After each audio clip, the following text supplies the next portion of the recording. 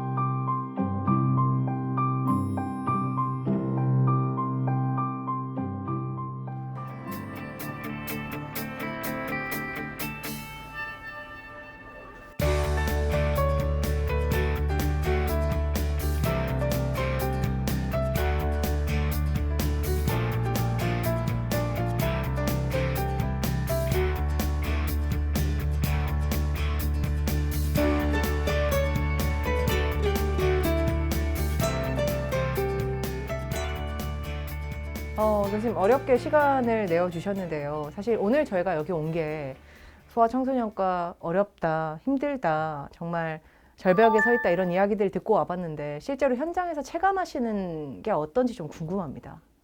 많이 어려운 건 사실이에요. 왜냐하면 수학과 전공의의 지원이 줄면서 병원 안에서 일하는 인력들이 부족해졌거든요. 전공의는 이제 대학병원 안에서의 실질적인 업무들을 담당하는 분들인데 우리 병원 같은 경우만 하더라도 지금 3년째 전공의 지원이 없기 때문에 원래 있던 인력이 뭐 16명이 돼야 되는데 지금 이제 4명밖에 없는 상황이니까 그 4명이서 나머지 사람들의 일을 다 해야 되는 것도 있고 누군가 이제 그 일들을 분담해서 하다 보니까 교수님들도 그만큼 힘들어지시고 남아있는 전공의들도 힘드니까 또 새로운 전공의들이 유입되기가 더 어려운 상황들이 점점 악순환이 되고 있는 것 같아요. 사실 이제 밖의 개원가의 상황과 이제 전공의들이 있는 이제 대학이라든지 큰 병원, 수련병원들의 상황은 좀 다르긴 하거든요.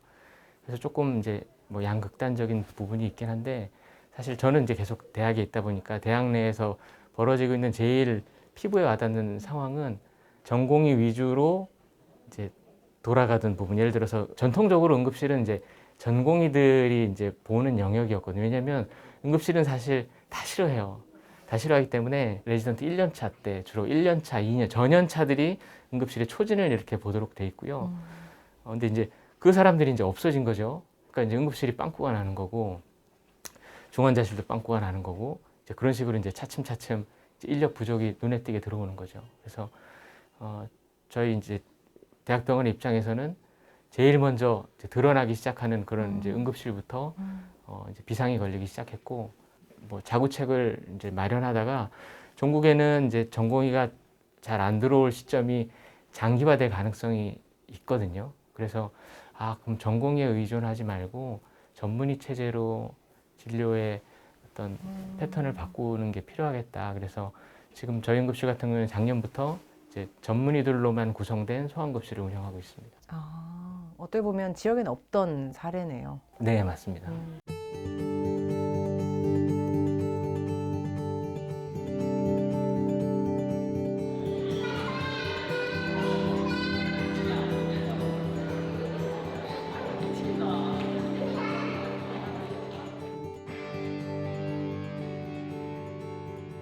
소아전문 응급센터의 사실 기본 취지는요, 이제 중증 환자들을 더 빨리 잘 보는 데 있거든요. 소아전문응급센터가 경증 환자로 막 바글바글거리면 그건 사실 이제 취지에는 맞지는 않는 거고 경증 환자들은 이제 하위 기관에서 네. 이제 다 봐야 되는 게 사실 원칙적으로 맞고요. 네. 이제 전문적인 치료와 중증 환자들의 위주로 봐야 되는 게 원래 설립 취지인데 저희가 그걸 도입하고 나니까 사실 중환뿐만 아니라 경환까지도 다 같이 몰려버리는 상황이 되는 거예요. 이제 그렇게 상황이 되면 계신 분들이 서로 이제 힘들어지는 그렇죠. 상황이 발생하는데 중환 상태의 소아 환자 같은 경우에 제대로 된 처치를 제때 못 받을 수도 있잖아요. 네. 이런 부분은 좀 어떻게 좀 사실 교통 정리가 좀 필요해요. 왜냐하면은 경증 환자들을 볼 수 있는 충분한 기관이 있으면 저희는 이제 중증에 집중해서 보면 되는데 지금 아시다시피 경증 환자들을 볼 수 있을 만한 이제 응급실이 없거든요. 그러니까 네. 되게 축소가 됐기 때문에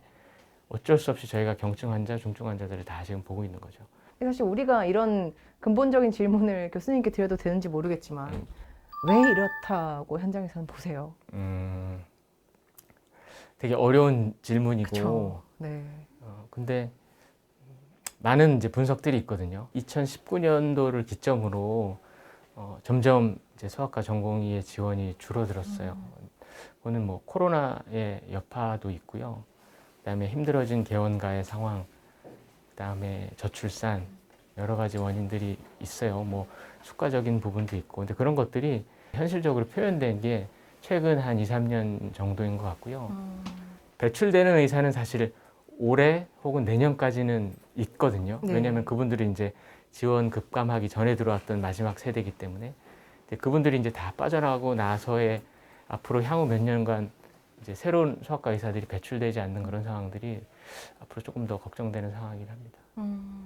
요즘에 소아청소년과 난 이렇게 이야기를 하지만 또 어디에서 듣기로는 의대생들 사이에서 실제로 소아청소년과가 인기가 없느냐 또 그렇지는 않다 맞아요. 하더라고요. 맞아요. 이 온도차가 네.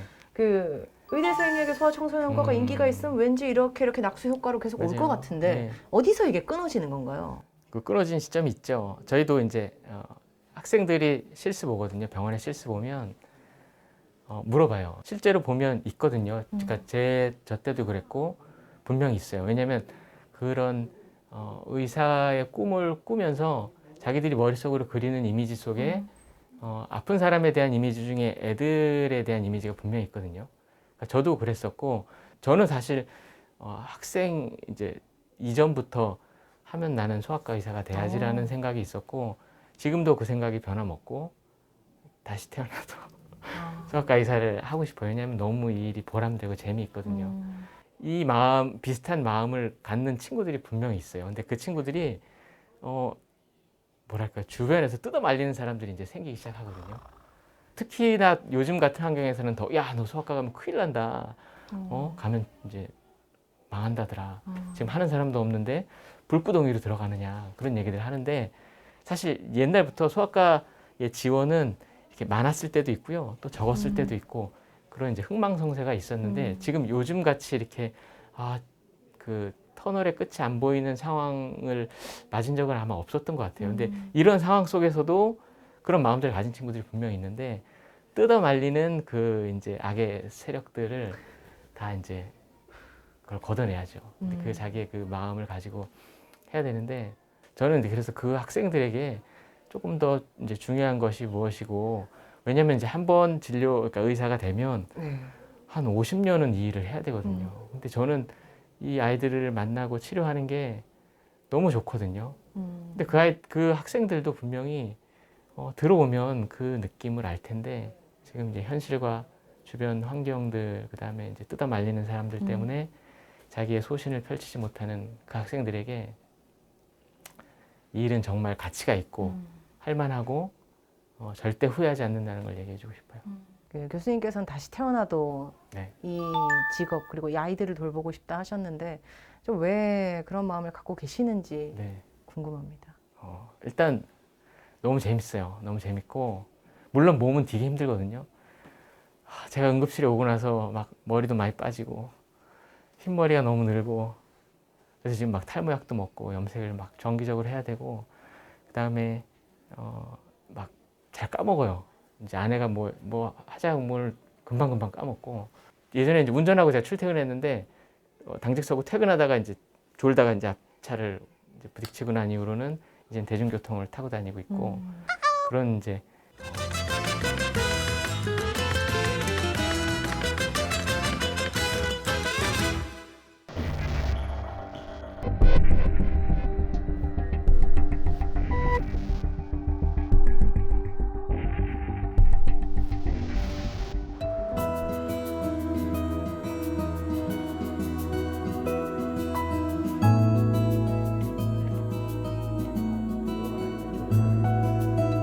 정훈이 안녕.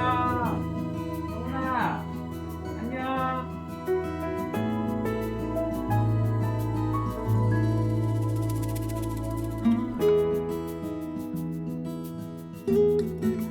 바이바이. 내일 아침에 올게 정훈아.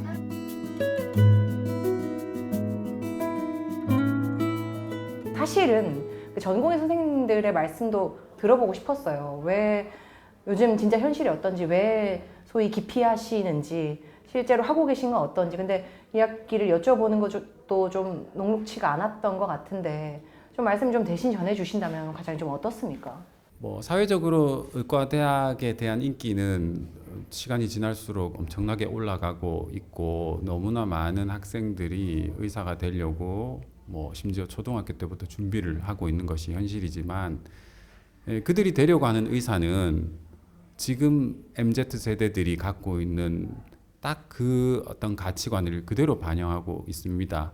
환자를 살리거나 이렇게 의사로서의 어떤 사명감은 시간이 지날수록 많이 줄어들었고 조금 더 편한 곳에서 조금 더 길게 전문적으로 일을 하면서 또 자신의 취미 활동 즉 워라밸을 살리고 있는 그런 것들에 대해서 굉장히 사회적으로 관심이 많습니다. 그것은 의사뿐만 아니라 뭐 어제도 신문을 보니까 판사들도 그렇다고 하더라고요. 그러니까 재판을 일주일에 3개 이상 못하게 뭐 담합을 했다라고 그렇게 이제 기사를 봤는데 마찬가지입니다. 의사들도 같은 전문의가 되었을 때 5시 땡 하면 퇴근할 수 있는 그런 직장을 원하는 것이고 밤에는 절대 환자의 일로 전화를 받는 것은 그런 일은 나에게 상상할 수 없다라는 그런 생각들이 가득하거든요.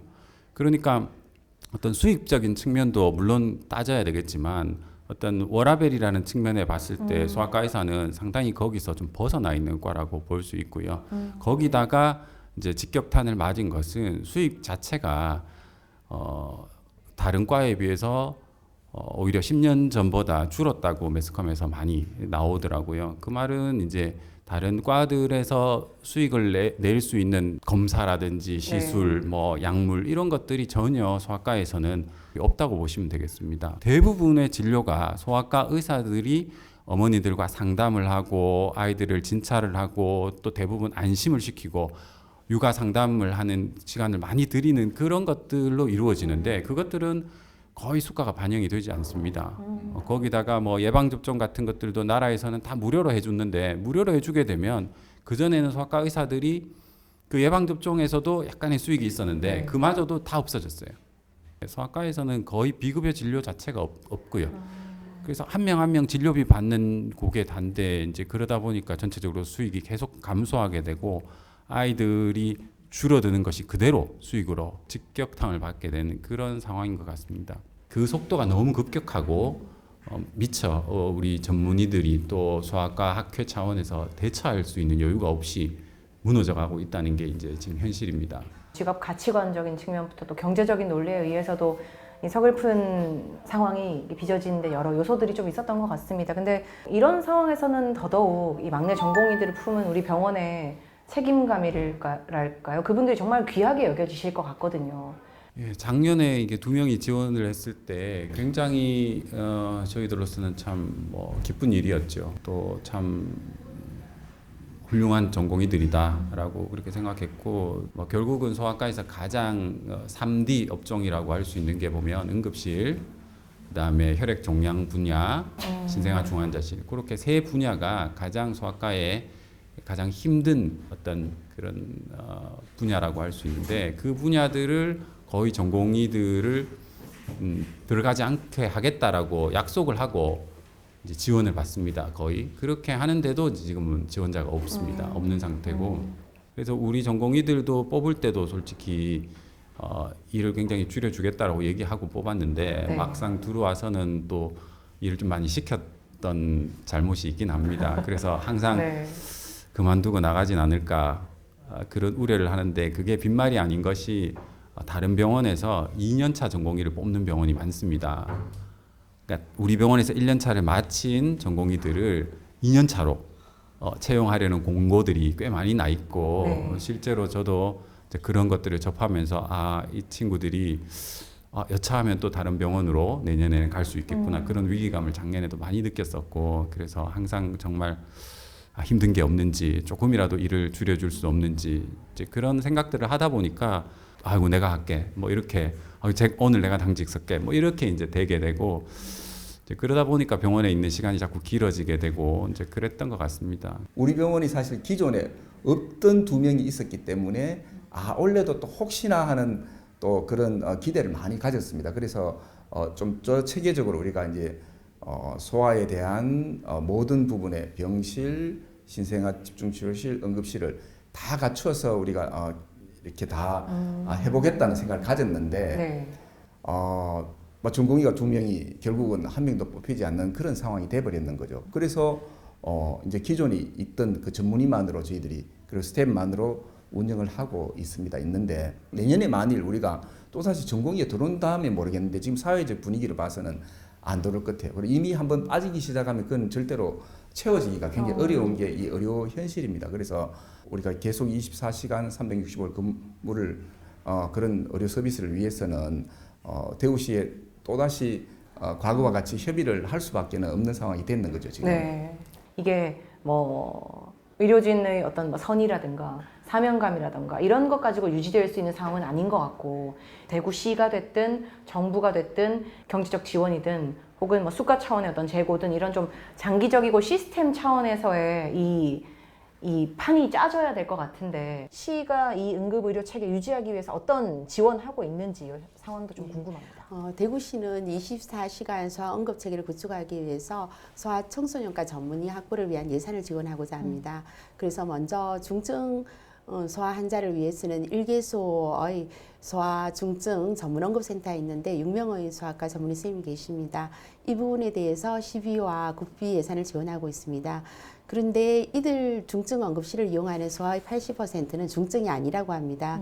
그래서 중증 응급실의 과밀화를 해소하기 위해서 중등증 소아의 경우에는 대구 서부 지역의 경우에는 공공병원 1개소의 소아 청소년과 전문의 확보를 위한 예산을 지원하고 있습니다. 그리고 동부 지역의 경우에는 종합병원 1개소에 대한 예산 지원을 계획하고 있습니다. 그리고 현재 경정 소아의 경우에는 달빛 어린이병원이 2개소입니다. 그런데 중앙정부의 소아 진료 수가가 확정되면 많은 병원이 참여할 수 있도록 홍보할 예정입니다. 이 전공이 그러니까 앞으로 이 전문의가 될 선생님들의 수가 줄고 아예 없고 이렇다 보니까 그 인건비 지원이라든가 이런 부분을 대폭 더 강화하려는 노력을 또 시에서도 고민하고 계실 것 같거든요. 앞으로 좀 계획하고 있는 지원은 어떤 게 있습니까? 네, 우리 시에서는 특히 수성구와 동구, 북구 강남 지역의 소아 응급진료의 대다수를 차지하는 동구 지역의 종합병원이 있습니다. 이 병원에 대한 예산을 지원하는 것을 검토하고 있습니다. 현재는 2명의 소아과 응급실 담의가 진료를 하고 계시는데 4명으로 확대하려고 합니다. 그리고 이렇게 함으로써 24시간 진료를 가능하도록 하기 위해서 하반기부터 예산을 지원할 예정입니다. 지금 정책관님 말씀 듣다 보면요, 이제 인건비 지원이 핵심인 것 같고, 그리고 중등증, 그러니까 아주 긴급하지 않은 그 이하 단계 환자가 몰리지 않게 네. 나뉘어서 갈 수 있는 기관에도 이제 인건비를 지원하고 그걸 확대하겠다 이런 방침인 것 같아요. 네, 그렇습니다. 근데 사실 그게 또 이제 아주 근본적인 해결책이 될 수는 없으니까 이거를 대구시 차원에서 정말 해결할 수 있느냐, 이건 또 난제인 것 같거든요. 좀 더 큰 차원에서 국가적으로라든가 이런 고민이 같이 필요하지 않나, 이런 좀 제안을 해주신다면 어떤 게 있을까요? 의료진에 대한 적절한 보상과 지원이 굉장히 중요한데요. 우리가 이제 소아과가 신생아부터 진료를 하다 보니까 그 법적인 보호 차원도 중요하고 또 선생님들의 어떤 진료 환경에 대한 보호 이러한 것도 반드시 동반되어야 된다고 생각합니다. 현재는 중앙정부에서는 중증소아 응급센터에 대한 지원만을 하고 있습니다. 그런데 예를 들면 첫째는 저녁 9시 이후에 외래를 하는 소아청소년과 의원을 확대한다든지 주말에 운영되는 달빛 어린이병원의 확대가 필요하다고 생각합니다. 그러기 위해서는 현장의 의견을 반영한 이들 병원에 대한 소아 진료 수가의 개선이 필요하고 운영비 지원 또한 필요하다고 생각합니다.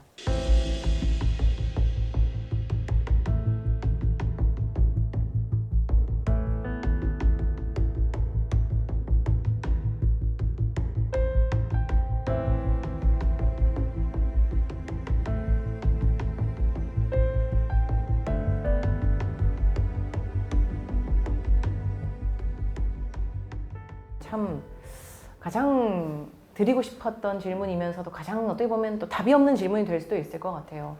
응급 체계에서의 어떤 베이스, 이 소아 청소년에 대한 진료의 그 외연을 좁히지 않고 언제나 우리 아이들을 지켜줄 수 있는 이 사회 의료 안전망을 유지하려면 답이 뭔지 정말 저희가 어디에 조금 이런 답을 구하고 어떤 대안을 찾는 게 맞는 방향일까요, 사실? 결국은 아이들이 많으면 모든 문제들이 다 해결되겠지만 네. 아이들이 지금 많이 태어나질 않기 때문에 그게 문제잖아요. 네. 그래서 국가에서도 지금 저출산에 대한 장기적인 대책을 지금 막 강구하고 계시더라고요. 그래서 이제 그건 이제 장기적으로 나가는 방향이고 단기적으로는 당장 이제 이 수가 자체를 올리지 않는 한 해결이 안 되지 않을까 저는 그렇게 생각을 해요. 조금씩 이렇게 뭐 다른 과의 형평성을 봐가면서 네. 해주는 차원으로는 해결이 되지 않을 거라고 생각합니다. 물론 저는 이제 류마티스 내과입니다. 내과 의사지만은 그렇지만 소아청소년과는 뭔가 특단의 그 나름대로의 수가 체계가 있어야 되지 않을까. 그렇게 되면 단기적인 그러한 좀 해결은 최소한 전공의가 반 정도는 차지 않을까 이렇게 기대를 해봅니다. 지금 의과대학생들이라든지 인턴을 하고 있는 선생님들이 소아청소년과를 하고 싶어도 집에서 난리가 난다라고 하죠. 그래서 또 저희들도 자네 소아청소년과에 좀 관심이 있나라고 묻는 것은 심지어 저희 우스갯소리로 도를 아십니까? 라고 하고 똑같은 수준으로 취급을 당하기 때문에 저도 응급실에서 우리 인턴 선생님들을 많이 접하지만 절대 그런 얘기는 안 합니다. 이건 뭐 불가능한 이야기라고 생각할 정도로 그 정도로 상황이 그렇고 오늘 아침에도 보면 딱 2세 미만 입원비를 무료로 하겠다라고 지금 신문에 나왔더라고요. 심지어 개인병원 소아과에서 진료를 받고 나갈 때 동전을 내실 정도로 진료비가 싸요. 우리 병원이 그 우리나라 의료 체계가요. 그러니까 다른 어른들을 진료보는 과는 적어도 몇만 원의 지출이 보통 일어나는데 동전을 바꿔 놓는다는 거예요. 우리 개원한 친구가 그 동전을 내줘야 되니까 그런 상황이 소아청소년과의 상황이니까 거기다가 뭐 예방접종 다 무료지 그러니까 돈을 낸다는 생각 자체를 안 하시거든요. 소아청소년과 가서 그런 상황에서 지금 의료가 굉장히 이 공적인 영역을 약간 벗어나 있지 않습니까? 실제로 벗어나 있는데 아이들을 보는 요 부분은 조금 더 공적인 영역으로 조금 들어와서 보건복지 체계 안에서 좀 컨트롤이 될 수 있는 어떤 그런 체계를 좀 잡아가는 것이 맞지 않나. 저출산 대책의 하나로 저출산 대책이라고 하면 무조건 뭘 싸게 해주고 뭐 다 무료로 해주고 이렇게 하는데 그 속에서는 의사들은 계속 거기서 마이너스가 발생을 하는 거죠. 환자들한테는 무료로 해주는데 의사들은 또 일정 부분 또 손해를 감당해야 되고 그런 것들이 이제 쌓이다 보니까 계속 그렇거든요. 예방접종비도 뭐 20년인가 30년 거의 동결된 상태라고 하더라고요. 그게 오늘 소아청소년과 개원이 협의회에서 소아과 청소년과 폐과 선언을 하겠다라고 하셨는데 오늘 하신 것 같더라고요. 오늘 하셨는데 저희는 아픈 아이들을 고쳐주고 잘 자라는 걸 보고 흐뭇해하는 걸 천직으로 여기고 평생을 살아온 소아청소년과 의사들입니다. 하지만 아이 부모님들과 국민들께 너무나 가슴 아프고 안타까운 말씀이지만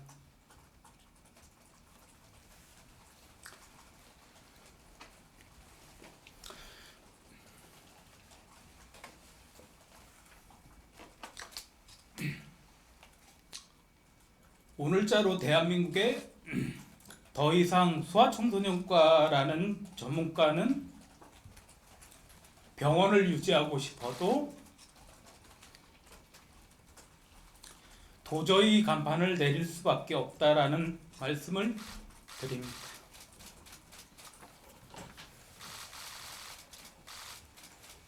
소아청소년과 의사들이 더 이상은 아이들 건강을 돌봐주지 못하게 되어서 한없이 미안하다라는 작별 인사를 드리러 나왔습니다.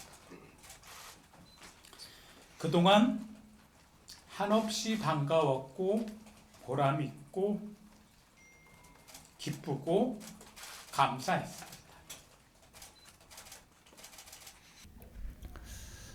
과연 이제 방향이 무엇일까? 우리 후배들이 그래도 참 이 나라의 미래를 책임지고 또 다음 세대를 키우는 거에 있어서 뭐 선생님들이나 그런 교육자들 못지않게 소아과 의사들의 역할이 신생아실도 그렇고 뭐 굉장히 큰데 아이들을 사랑하고 이렇게 실습을 돌아보면 너무 예뻐요, 아이들 웃는 모습 너무 좋아요라고 얘기를 하는데 할 수 있는 여건이 너무 안 되니까 이런 것들이 좀 바뀌어야 되지 않나 그런 생각도 좀 들고요. 결국은 그게 뭐 수가하고도 좀 연결은 될 것 같습니다. 소아는 이제 취약계층이라고 생각하거든요. 그러니까 뭐 노인, 소아, 뭐 장애인 이런 분들은 이게 그냥 경쟁에 맡겨서는 아무래도 힘들다고 보고요. 이런 부분들을 조금 더 이제 정부라든가 지자체에서 도와주면 이런 이제 취약계층에 대한 진료가 잘 될 수 있을 거라고 봅니다.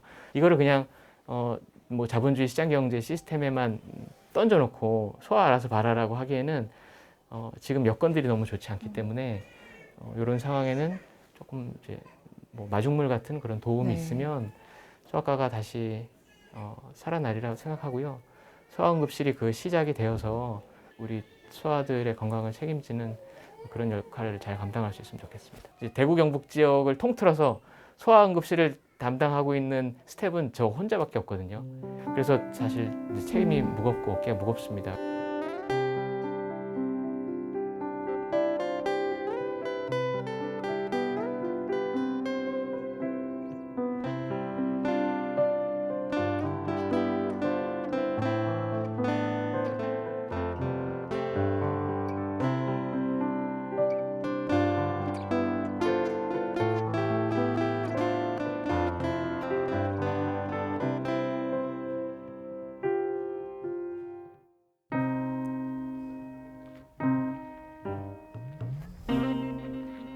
이곳 놀이터의 주인인 아이들이 있는 한 우리 사회 소아 의료 공백은 있을 수 없는 얘기입니다. 소아 청소년과에 불어닥친 위기의 바람 쉽게 가시지는 않겠지만 그렇다고 포기할 수는 없죠. 아픈 아이가 있고 애태우는 부모가 있으니까요. 소아 청소년과 절체절명의 위기에 서 있습니다. 이 비상구가 어디인지 어떻게 해야 되는지 우리는 사실 이미 그 답을 알고 있을지 모릅니다.